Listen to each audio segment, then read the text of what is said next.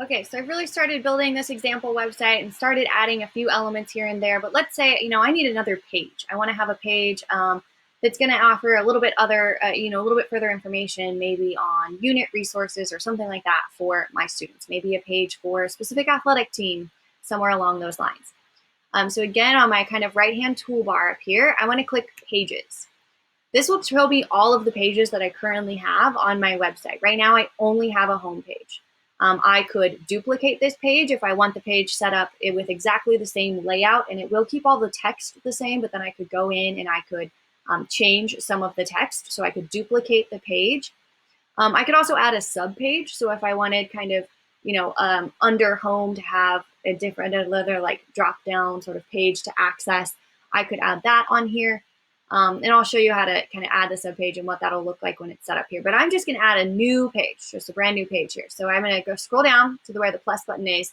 That'll give me the option of adding a new page or a new link. If I want this to be linked, like if I want to add a link to another website, maybe the AGHS kind of school website, I could add a link and it'll show up on my top toolbar. But I'm going to add a page for right now.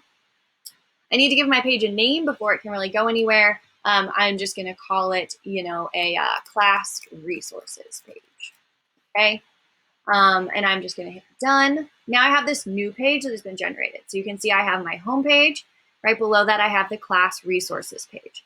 This is generated the same kind of header already, but again, I've gone over, I can change that header type.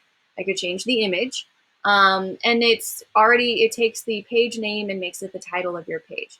You can also see up at the top now, I've got this little kind of banner or in this navigation toolbar where my pages are going to show up. So I could click on that to go back to my homepage, and that'll be published on your live site so that you can kind of navigate around the site using that top toolbar. So I can do the same thing, inserting different, elements onto this page and adding them as needed. Again, kind of using those different insert options to put things onto this page and really edit the page that way. Now, let's say under class resources, maybe I have two different classes that I'm teaching and I want them on the same website, or I have multiple units that I want to have a page for, or something along those lines. So I maybe want to add a sub page here. So again, I'm going to click on these three dots on the side that give me some options with my page. Lots of different things to do here, but I'm going to add a sub page. So again, when I do that, the first thing I need to do is give it a title. So let's say that this is going to be a sub page that focuses just on Unit 1. Whoops, clicked out of it accidentally. So I'll make my Unit 1 sub page and hit done. And you can tell it's a sub page because it's, it's kind of like putting a bullet point or a tab in. It's a little bit below and beneath the class resources page. And class resources now has this little drop down arrow. And you'll see that same thing happens up in my navigation toolbar. So when this is published live, to get to the Unit 1 page, they look at the class resources and click on the Unit 1 page. Okay, so that is always an option. And again, it'll generate the page. And on this page, I can go and insert all the elements that I want. Now, let's say, I want to make a page that I want to have as a page on my website, but I don't necessarily want it to show up in my navigation bar.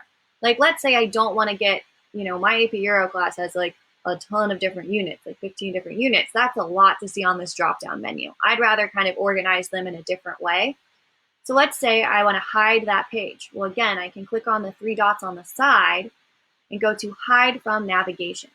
Now, this page still exists on my website. It is still there, but it's no longer kind of viewable on my navigation toolbar up here. So instead, under my class resources page, I might want to put in, here's how you can access Unit 1 and add like a fun image to it or something like that. And then this, I would link this text and I can link it directly to a page, right? So if I highlight that and I link it, I can link to a page rather than having the page show up in my navigation bar. Right? If you've got a ton of pages, you might not want to put them all in your navigation bar because they can get a little overwhelming.